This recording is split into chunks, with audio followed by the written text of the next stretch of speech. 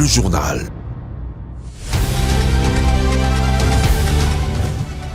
Il est 19h, heure de Kinshasa. Mesdames et messieurs, bienvenue dans cette nouvelle édition du journal sur Mandiko TV. Avant d'entrer dans le vif de l'actualité, voici le titre. Le Premier ministre a clôturé sa tournée dans l'Est de la République démocratique du Congo. Jean-Michel Sama a procédé à l'évaluation de l'état de siège. Le gouvernement devra réorienter son action sur les terrains au regard du constat fait. Les organisations de la société civile et autres confessions religieuses du Nord Kivu appellent l'État congolais à trouver une autre alternative pour amener la paix dans l'Est du Congo. C'est l'essentiel de préoccupations présentées au chef du gouvernement par celle-ci.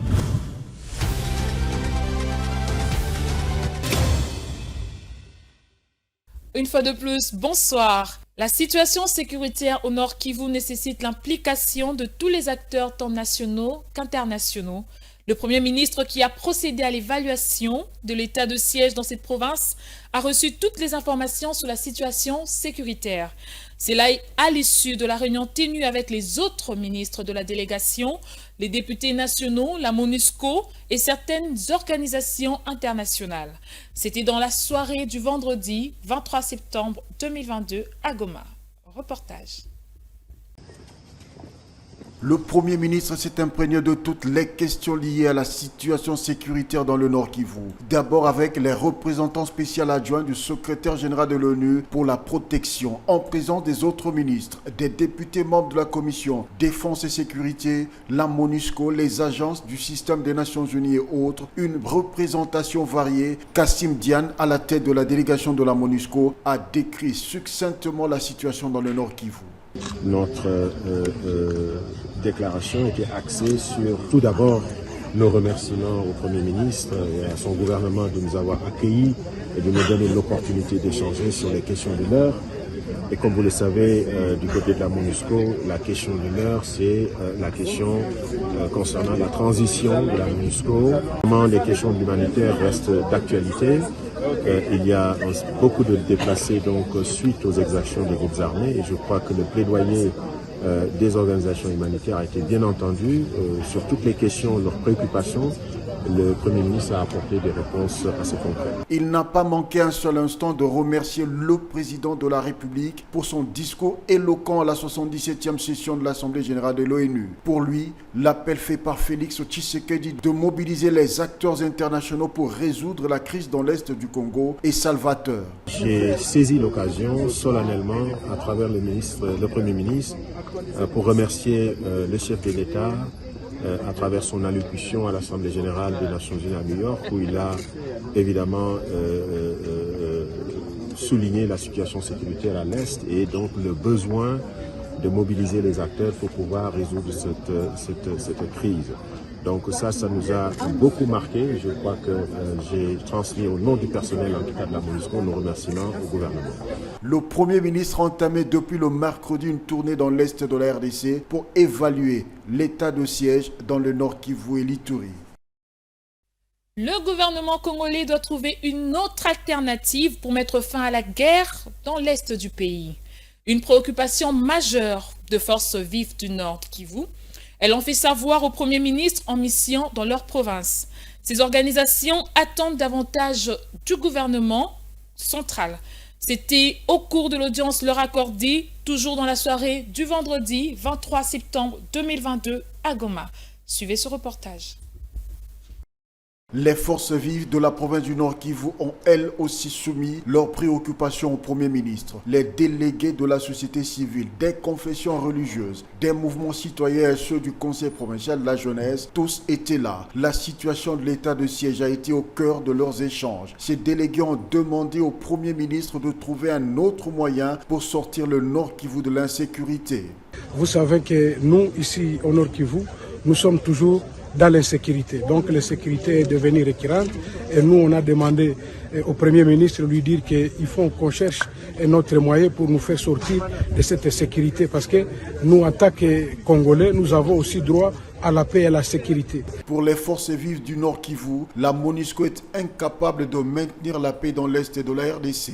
Il est question d'en tirer toutes les conséquences, ont noté ces organisations. Les propos du secrétaire général des Nations Unies sur ce qui se passe au Nord Kivu sont révélateurs, ont-elles souligné. Les propos même du secrétaire général ont montré que la MONUSCO nous aidera à rien, même s'il peut faire ici chez nous un siècle, la MONUSCO nous aidera à rien, elle doit aussi plier bagage. Et à part ça, nous avons demandé une demande légitime de dire que on doit libérer la cité de Bunagana et toutes les entités qui sont sous l'emprise du M23 le plus urgemment possible. Le Premier ministre nous a dit que toutes de ces revendications sont légitimes et il a dit qu'ils vont s'y mettre pour voir comment répondre favorablement aux desiderata de la population. Ces échanges réalisés dans la soirée ont marqué la fin de la mission du chef du gouvernement et sa délégation dans l'Est de la République démocratique du Congo. Les discours du président de la République, Félix Tshisekedi, à la 77e session des Nations Unies continuent à défrayer la chronique au sein de l'opinion congolaise. C'est le cas du coordonnateur général de la Dynamique pour un Congo fort. Monsieur Olivier Sona pense que les Congolais doivent créer une véritable union sacrée autour du chef de l'État afin de faire échec au complot préparé par les ennemis de la RDC pour obtenir la balkanisation du pays. Il est au micro de Martin Kayembe et de Didier Lofombois. Je dirais d'entrée de jeu que j'ai beaucoup aimé le discours du président. C'est un discours courageux. Le président dit des choses que tout le monde savait. Parce qu'en réalité, le cas du Congo démocratique, c'est une vaste hypocrisie. Tout le monde sait ce qui se passe au Congo démocratique, on fait semblant. Un, sur nos ressources. Deux, c'est une guerre par procuration. Parce que le Rwanda est un micro-État. Le Rwanda n'a pas les moyens de faire une guerre pareille. Trois, les moyens militaires mis en place. Et les Nations Unies reconnaissent que les moyens du M23 sont les moyens d'un État. Lequel? Le Rwanda. Et quatre, des puissances étrangères qui sont derrière ça. Il faut que, moi parfois je regrette lorsque une certaine opposition ne soutient pas l'état de siège, ne soutient pas le président public dans cette affaire-là. On ne peut pas décoller tant que l'Est du Congo est le ventre mou du Congo. On ne pourra pas décoller, ça n'est pas vrai. Le ministre Kazadi l'a dit. La guerre nous coûte des millions de dollars qu'on pourra affecter à l'infrastructure, à les écoles, à l'investissement, la promotion des jeunes entrepreneurs. Vous comprenez? Mais c'est le service de la guerre. C'est vrai, à part le M23, je vous ai dit, on a au moins une centaine de groupes, des milices. Sans compter, c'est du terrorisme en fait. Mais lorsqu'on le disait, les gens pensaient que c'était un credo. C'est pas un credo. On a un rapport. Le Congo démocratique, nous, on doit se prendre en charge. Tous les Congolais, on doit se prendre en charge. Vous comprenez? Vous savez, quand je vois l'Ukraine, ils sont extraordinaires, ces gens-là. Ils sont extraordinaires. Pour leur pays, pour leur terre, ils sont prêts à se battre. Nous devons être prêts à nous battre pour notre terre. Mais les Rwandais, Kagame doit savoir, on ne lâchera rien. On ne relâchera rien. Et il le sait. Et la première barrière sont nos frères de l'Est. Ils ne lâcheront rien, c'est leur terre. Et en matière de terre, on est prêt à se battre. Et le sang du Congolais coulera, mais pour la victoire. Le président, au niveau de l'Afrique, parce que déjà il est le président de la SADC, au niveau de l'Afrique, on a convoqué une mini-conférence au niveau de l'Afrique sur le Congo démocratique, objet Congo démocratique. Parce qu'en réalité, cette guerre-là freine l'Afrique. Freine l'Afrique. On ne peut pas maintenir un géant comme le Congo dans cette position-là. Le service de la guerre, ça nous coûte des millions de dollars, des centaines de millions de dollars. Maintenant, les richesses qui sont pillées au Congo, c'est piller, c'est ça le verbe, piller le Congo démocratique. Ça profite pas au Rwanda, ça profite à l'entourage de M. Kagame et à ces puissances-là. Vous comprenez? Donc ça n'est pas normal. Une conférence internationale doit être convoquée par le président américain sur le Congo démocratique, qu'on se dise des choses en face. La disparité et la désorganisation dans l'octroi et dans la fixation de rémunération dans les établissements publics doivent s'arrêter. Ainsi, le Premier ministre a institué une commission chargée d'examiner cette question. Les travaux de cette commission ont démarré dernièrement à l'hôtel du gouvernement. En l'absence du Premier ministre, c'est son directeur de cabinet qui a officiellement lancé ces travaux. Suivez ce reportage.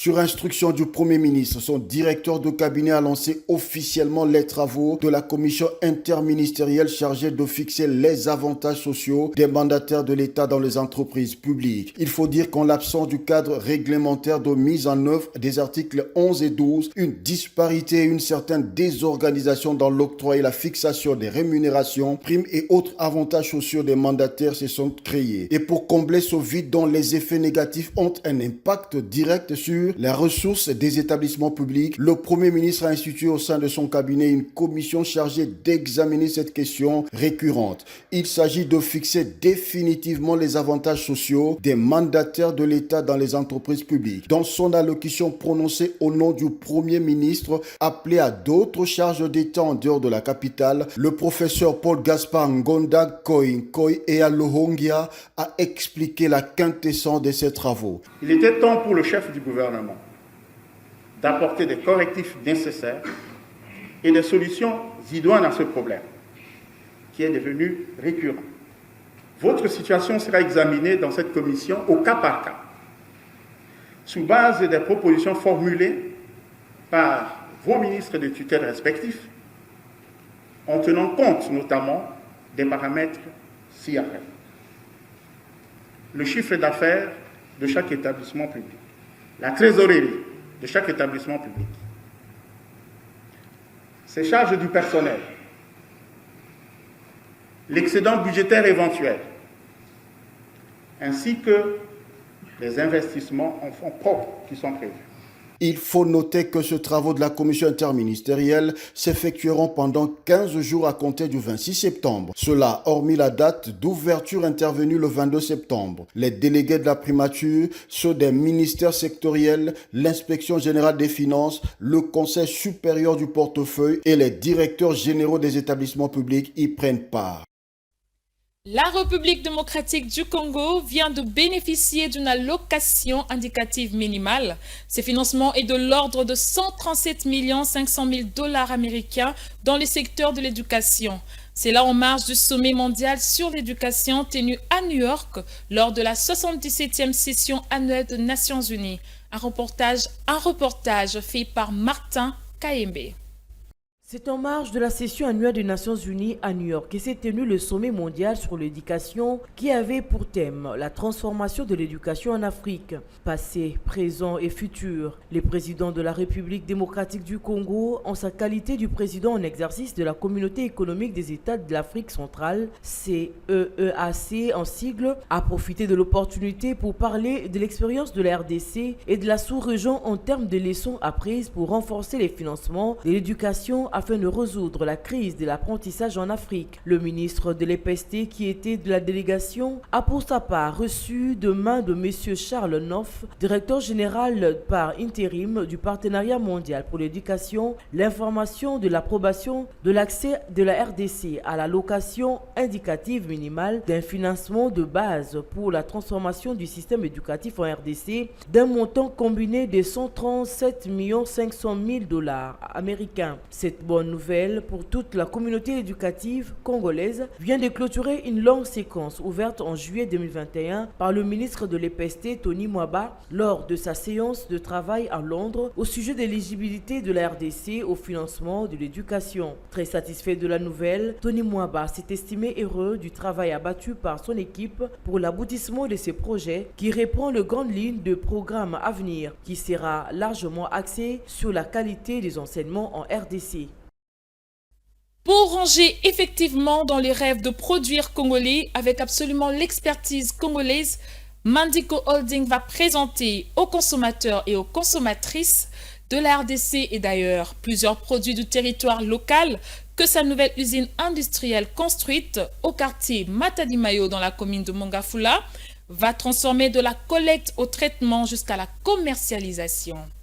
Curieux de découvrir cet investissement totalement congolais, M. Thierry Mosenepo, acteur politique très connu et favorable à la promotion du savoir-faire congolais, a visité cette œuvre remarquable le vendredi 23 septembre 2022 dans la matinée. Pour en savoir plus, suivez cette page magazine de sa descente sur place. La République démocratique du Congo est un pays de nombreuses opportunités d'affaires et d'investissement à la portée de tous ses citoyens et citoyennes, dont certains sont à féliciter et à encourager. C'est le cas du groupe Mandico, lequel, depuis sa lancée dans des filières d'exploitation diversifiées avec pour exemple Mandico Cré, Mandico Consulting, Mandico Télévision et Ngazi, pour ne citer que ces différentes sociétés du holding, est dans la phase de finaliser une autre œuvre utile et remarquable pour le prestige et l'intérêt de la RDC en particulier. Cette nouvelle filiale du groupe Mandico, érigée au quartier Matadi Mayo, en la commune de Mongafula, est une usine de transformation des produits vitaux pour l'alimentation des familles congolaises et pour exporter en dehors du pays une bonne qualité d'articles qui feront l'honneur et la fiabilité d'une Made in RDC. Pour se rendre compte de cet exploit réalisé par une vision congolaise avec le savoir-faire des techniciens locaux, M. Thierry Monsenepo, acteur politique engagé pour le Congo et fervent défenseur de l'image du pays, a fait ce vendredi 23 septembre 2022 à 9h précises le tour de l'œuvre remarquable pour laquelle son enthousiasme a été clair à l'issue de la visite des installations. Les mots me manquent pour expliquer exactement ce que je ressens aujourd'hui, si ce n'est que de la fierté d'abord. Parce qu'en tant que Congolais, c'est une grande joie de se rendre compte que hier, c'était encore des expatriés qui étaient chargés de créer l'industrie dans notre pays. Mais aujourd'hui, grâce à l'ouverture qu'a apporté le chef de l'État, on voit des investisseurs congolais, 100%. En plus, des jeunes qui acceptent de mouiller le maillot pour donner la productivité dans notre pays, dans différents secteurs. Ce site était jadis un site érosif, un site sujet à des spoliations et à des glissements de terrain. Mais ce que nous sommes venus découvrir aujourd'hui est totalement impressionnant. Nous sommes venus voir ici une industrie qui est en train de se mettre en place. Et la construction de cette industrie a été réalisée grâce à des mains expertes congolaises qui, d'ici très peu de temps, vont produire les fruits du terroir aux Congolaises et aux Congolais. C'est avec ce genre d'initiative que le pays peut se développer. Et c'est avec ça qu'on peut palper du doigt la vision du chef de l'État, du peuple d'abord, qui consiste à donner aux Congolais à moins cher ce qui est nécessaire pour leur vie, c'est-à-dire de la nourriture. Extrêmement édifié par la prouesse du groupe Mandico, Thierry Monsenepo a émis quelques recommandations essentielles pour préserver cette catégorie rare d'investissement en RDC. Ici, pour moi, l'occasion d'interpeller les autorités du pays. Parce que généralement, qu'est-ce qui se fait lorsqu'il y a des Congolais qui se lancent comme ça? C'est qu'ensuite, les services de l'État viennent pour faire ce que nous, dans le domaine des affaires, on appelle la tracasserie. Il faudrait encadrer ce genre d'industrie pour que, au-delà de Kinshasa, on puisse en compter dans toutes les autres provinces. Il faudrait au-delà de ça des subventions pour permettre à ce que la société puisse faire concurrence à ce qu'il y a comme produits importés que eux vont produire ici. Il faudrait un accompagnement de l'État. Pour moi, c'est vraiment interpeller notre chef de l'État.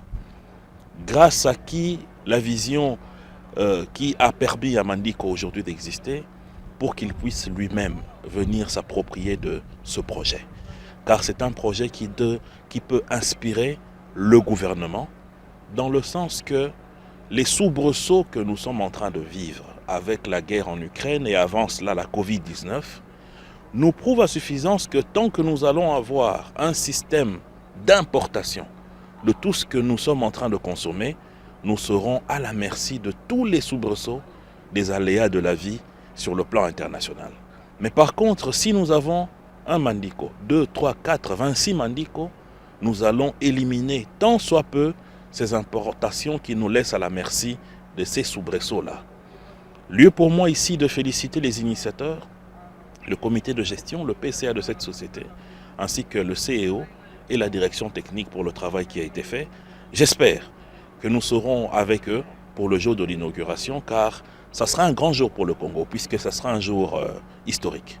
Cette fameuse réalisation industrielle est, comme indiqué, exclusivement le mérite de l'expertise congolaise. Monsieur David Kaboye, directeur technique de Mandico Holding et coordonnateur des travaux de cette véritable entreprise, a expliqué le défi surmonté. Cet investissement, ce grand investissement, comme vous êtes en train de dire, est un projet qui va apporter au moins de la lumière, une petite lumière.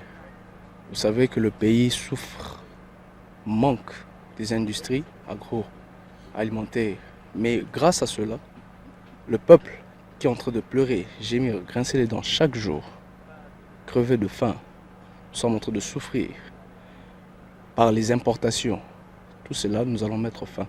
Cette œuvre économique d'envergure entend aussi s'occuper du social. Le directeur technique renseigne sur certains détails en faveur de la main-d'œuvre envisagée. Pour un début, cette industrie a la capacité pour un début d'embaucher plus de 100 personnes.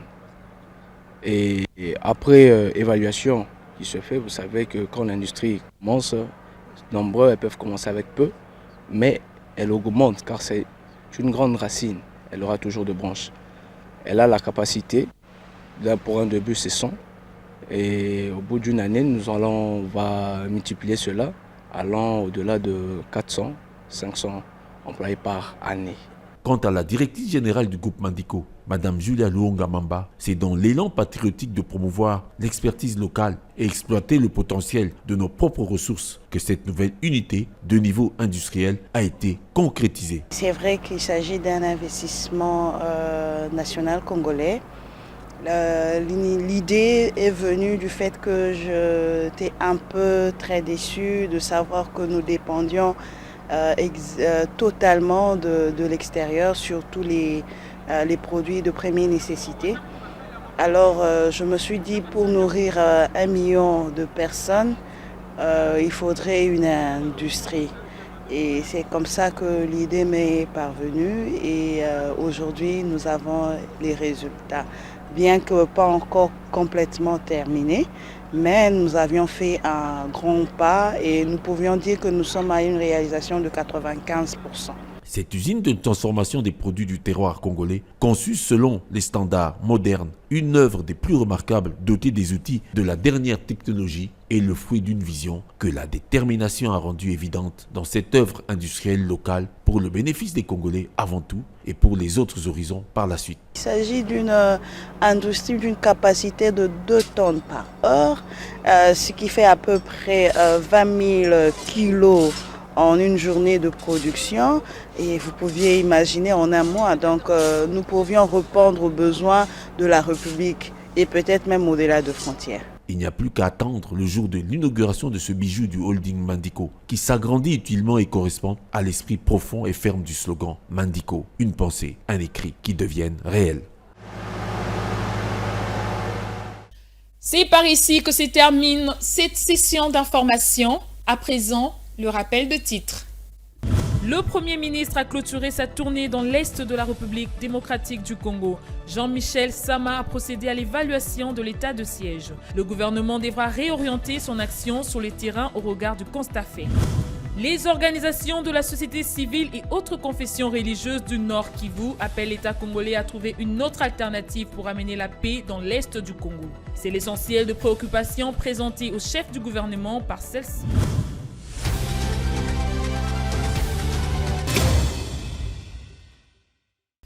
Ce journal est terminé, mesdames et messieurs. Merci de nous avoir suivis. Nous vous disons à très bientôt et bonsoir chez vous.